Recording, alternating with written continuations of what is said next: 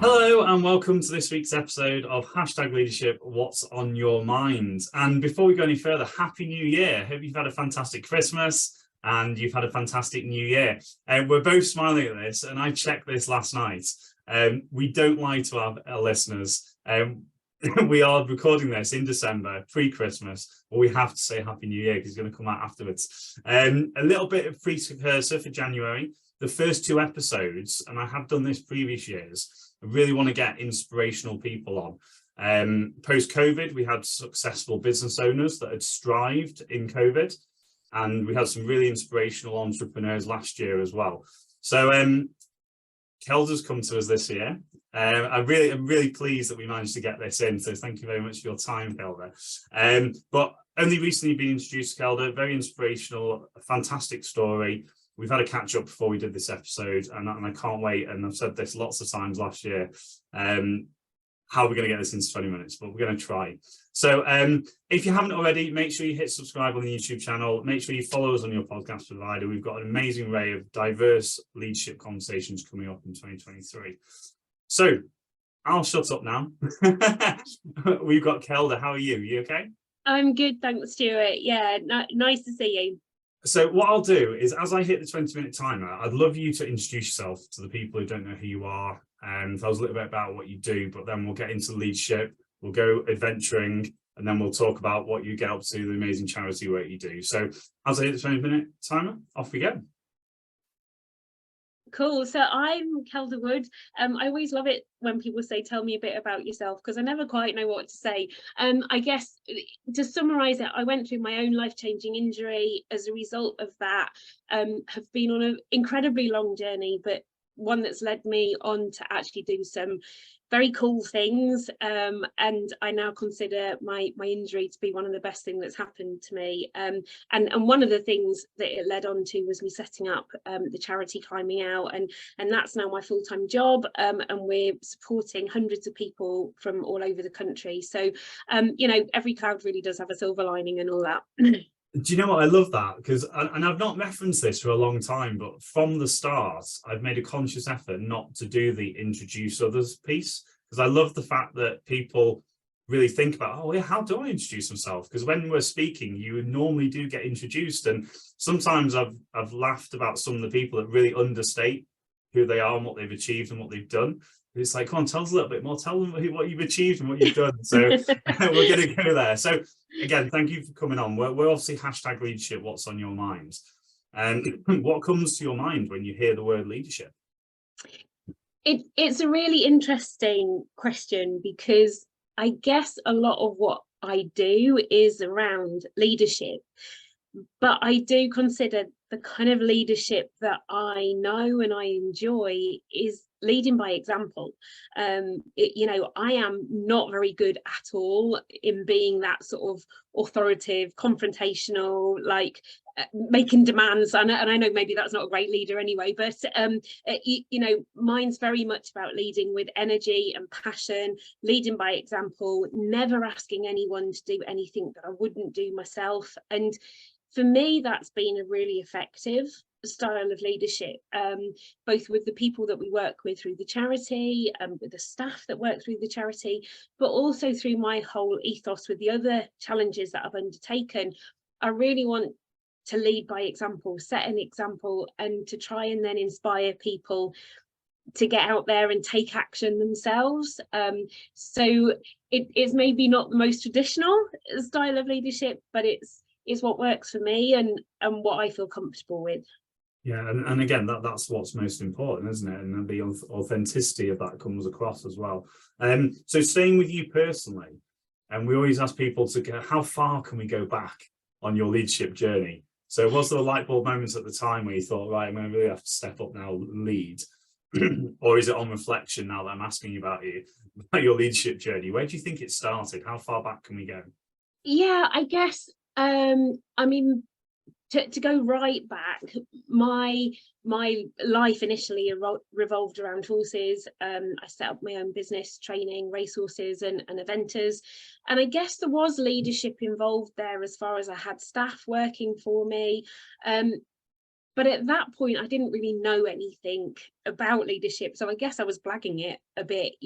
I'd still say I did the lead by example, because I'd always be, on the yard before anyone else was. I'd be mucking out more than anyone. I've been riding more than anyone, because I wanted to kind of inspire the team to work harder and to be committed.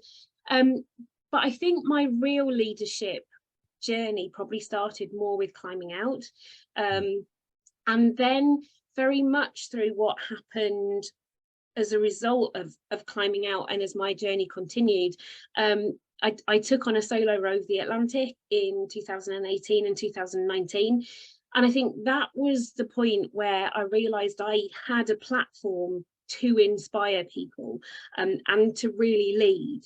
And I think that was where I learned that the best leadership I could do was through my own actions, and my own behaviour.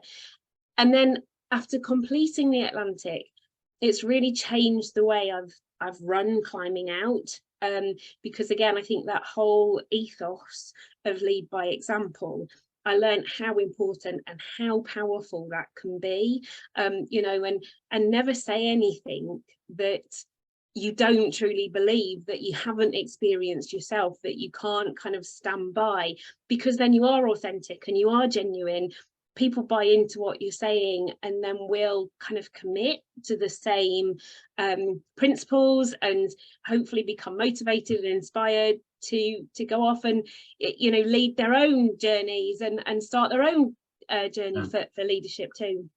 I like that, and there's not many people that can just drop in that they've rode the Atlantic solo. We'll come to that. We'll come to that. I've got a question though that picked up on how far back your leadership journey started. So there's not very many people that have got a drive to set up their own business, for example. So yes, it came through a passion of horses.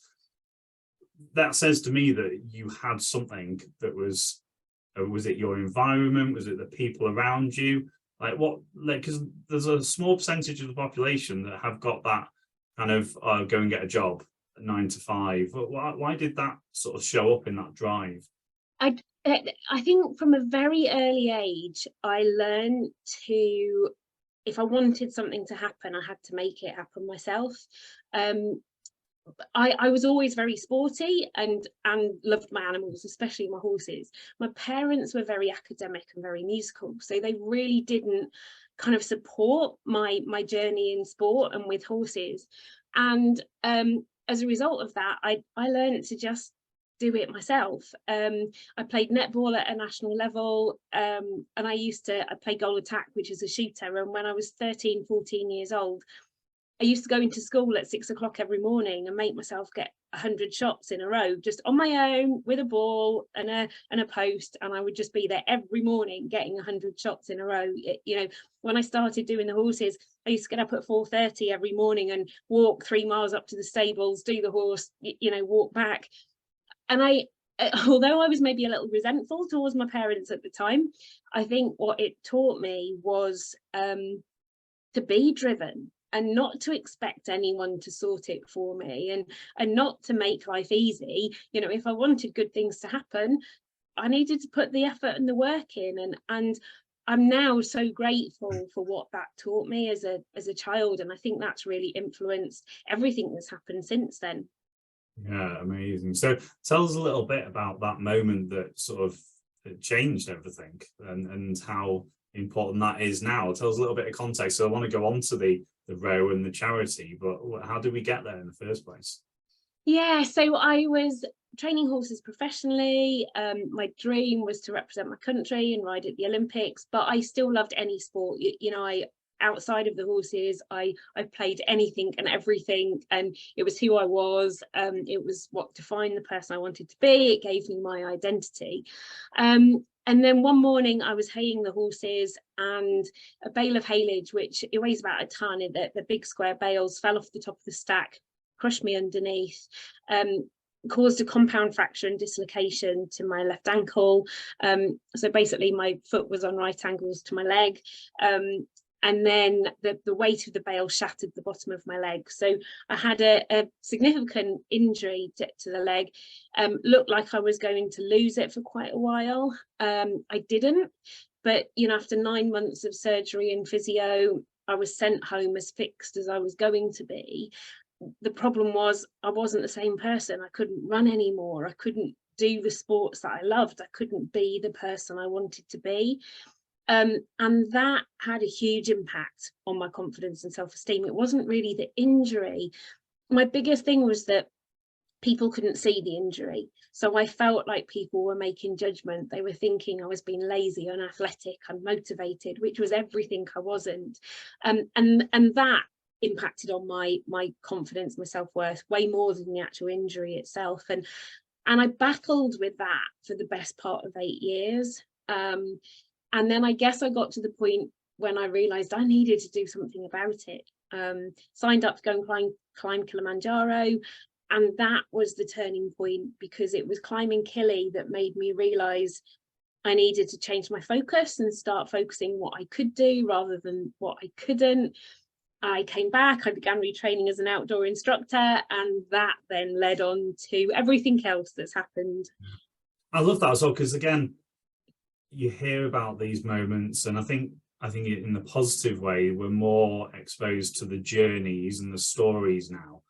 But I was going to say, like, that time frame of 8 years, that's a long time. And again, what did you learn about yourself in that time that led you to go, right? Because I love that mindset, and I live by that. The reason why this podcast started was because of, like, what can I do over what can't I do? It was mid-COVID, and I was thinking everything's stopped. I need to do something. So I like that. But again, there was a moment of, let's call it a grey area, where everything was doom and gloom. Yes. Completely different relationship to what you went through, but the mindset and the reframe. So what did you learn from that you've took on and built even stronger foundations of your drive, passion, motivation, inspiration? Yeah, I think what I learned was that for those 8 years, I was continually trying to be the person I used to be, you know, so I wouldn't accept that my injury stopped me from doing some things. So I kept trying to do them and then failing. And then when I failed, I felt like I was a failure, rather than saying, you know, I couldn't do it because of my leg. Not that that was using my leg as an excuse, because I hadn't learned that mindset of, okay, I can't do it like that, but how can I do it with a leg like I've got? So I kept on trying and failing, and in my mind I became a failure. And my learning from that, when I speak to the biggest learning is really when I speak to other people who've undergone trauma, maybe not the same as mine, but sometimes it's injury, sometimes it's mental trauma. And I hear so many times, I just want to get back to the person I used to be. And what I learned was, don't try and be the person you used to be, try and be someone different, you know. And like, going back, it's never as good, it's never the same. Like, and actually something's happened to you that's changed you, so you can't be the person you used to be. That doesn't mean you can't be someone even better and have even more exciting adventures and goals and achievements, just maybe different from what you set out to achieve. And I wish I'd learned that a lot earlier, because I think I'd have cracked on with life a bit quicker, you know. Yeah, and do you know what, at a completely different level, you can relate that to moving jobs, moving locations, in the wherever you live. That kind of things change and evolve as you go forward, don't they? I think that mindset really affects at completely different levels, don't get me wrong.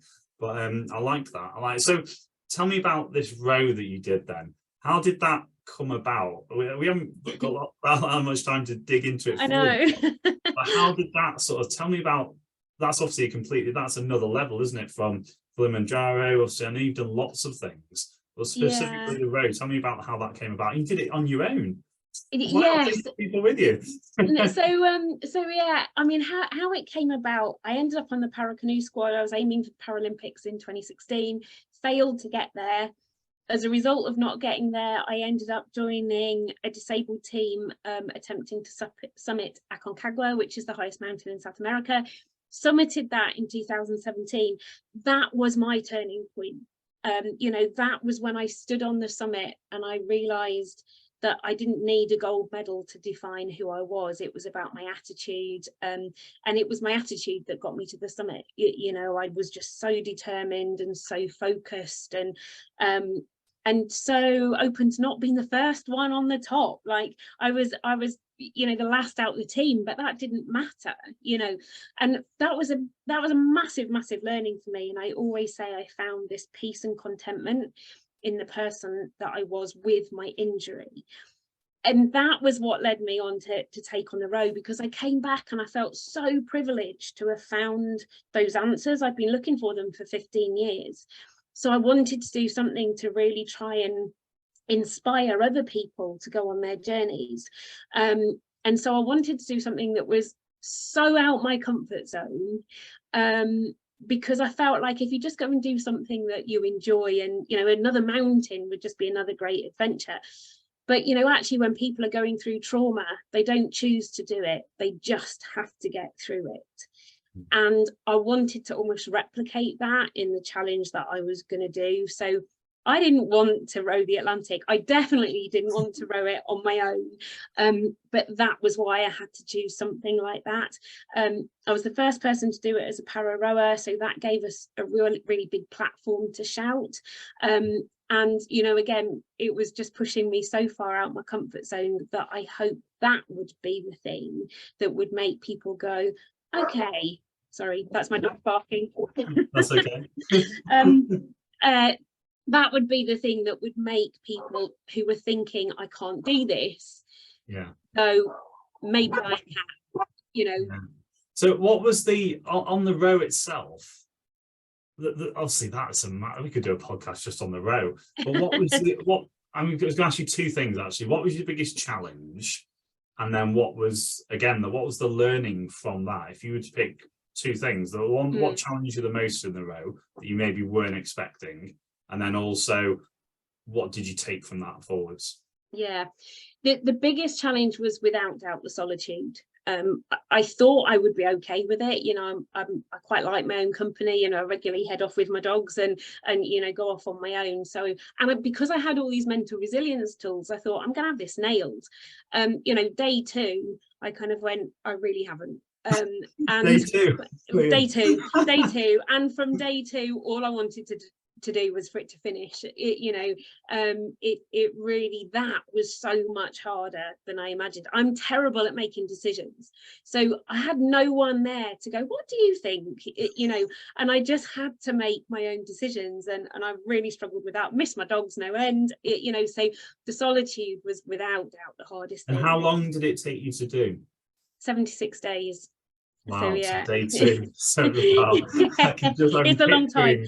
And every single day of those days, I just wanted it to finish, I promise you. So yeah, but that actually was what gave me the biggest learning of all, because every single day I wanted to quit. You know, at the beginning, I actually tried to work out how I could break a bone so they'd have to come and rescue me, because like I was too proud to quit, but I didn't see how the hell I could keep going. You know, I had 3,000 miles, another 10 to 12 weeks ahead of me. But I didn't, you know, I didn't quit, and I kept going. And eventually, it took me a long time, but eventually I crossed the finish line. And what that taught me, which has just really changed my life a lot, I think, is that it's okay to think you can't. It doesn't mean you can't. So, you know, how many times, whether it's when we're going through something really difficult, whether we're doing a training session and our legs are really hurting, you know, and we kind of say to ourselves, I can't do this, I can't do this. Now I kind of, when I say I can't do this, I go, yeah, it's okay to think you can't do it. Doesn't mean you can't, Kelda. Crack on, get it done, you know. And that was just such a powerful learning. And I will add in, last year I was diagnosed with breast cancer, and that again was such a learning. What the Atlantic taught me got me through breast cancer, because it was like, this isn't going to be fun, this isn't going to be easy, there's no quick fix, there's no easy answer, you've just got to get through it. Just get your head down, get through it, and then things will be okay. So that, I think I probably use that learning every single day. Yeah, and I know that you are not only changing your life in that journey, you're passionate about changing other people's lives and journeys as well. So we are near the end, but I'm going to give you a bit more time, obviously, to get this in. Tell us a little bit about your charity that you do. You said about climbing out. What is it? How can people find it? We're going to put all the links in the podcast notes here, but tell us a little bit about that charity. Yeah, so I set Climbing Out up to help people who were kind of stuck in the same situation as I was. So people who'd been through a life-changing injury, illness or trauma. And it's all about giving people the tools to empower them to be able to take responsibility for their mindset, actions and behaviour. I think what I found was once I learned about mental resilience, I managed it wasn't about managing my injury, it was about managing my mind, and I learned how to manage my own mind. But if you don't know about this stuff, you can't apply it, you know, and that was my problem in those 8 years. I didn't know how to manage my mind. So with Climbing Out, we combine outdoor activities with mental resilience coaching, and the aim is to give people the tools to be able to understand why they think and feel and behave like they do. And I do believe once we can understand things, we can start to make changes. So the whole kind of ethos is, it's not about coming and having a fun week. It's not about us kind of holding their hands. It's about going, right, what's happened to you really sucks, but what can you do about it to make things better? But the first step of that is understanding your mind and why you think, feel and behave the way you do. So it's about creating understanding and then giving people the tools to start making changes to make life better. And that's the bottom line of it, you know. So yeah, it's doing some incredible work and it's really powerful. Yeah, and also just the one thing that comes to my mind is like giving people control again of their mind, and people don't understand how powerful that is and how people get lost on those journeys. And this perfectly links into next week's episode because we're talking about similar things and similar inspirations, and I hope it does help people out there to think about their journey. Control is so huge, and that's why, you know, if we don't understand why we think, feel and behave the way we do, we feel out of control. You know, and when we feel out of control, we feel disempowered. But once we can start to take the control back, that empowers us because we're the ones in control. And so I love that you've said that, because I think for me it's all about control. Once you can make sense of it, once you know how to deal with it, you can take the control back. That empowers you, and that's what gives you confidence and self-esteem and self-worth and motivation and direction and all the things that help us feel good about life. Yeah, amazing. So Kelda, thank you so much. I've really enjoyed this first episode of this year, even though we're just pre-Christmas. It's done exactly what I wanted it to do, that cheesy kind of new year, new you, January, kind of really have it with purpose around leadership and around a story. And really, as I ask everybody, if you've resonated with that or you've got something from that, please let us know, comment below, send us a message. We really like to hear from the audience, and this year it's going to get better and better. So make sure you hit subscribe on the YouTube channel. Make sure you follow us on your podcast provider. We're going to have a real diverse conversation around leadership and amazing people, amazing stories and experts in their field. So one last time, Kelda, thank you so much for your time. Thank you very much, and Happy New Year. Yeah. Ladies and gents, I'll see you next week. Take care. Bye.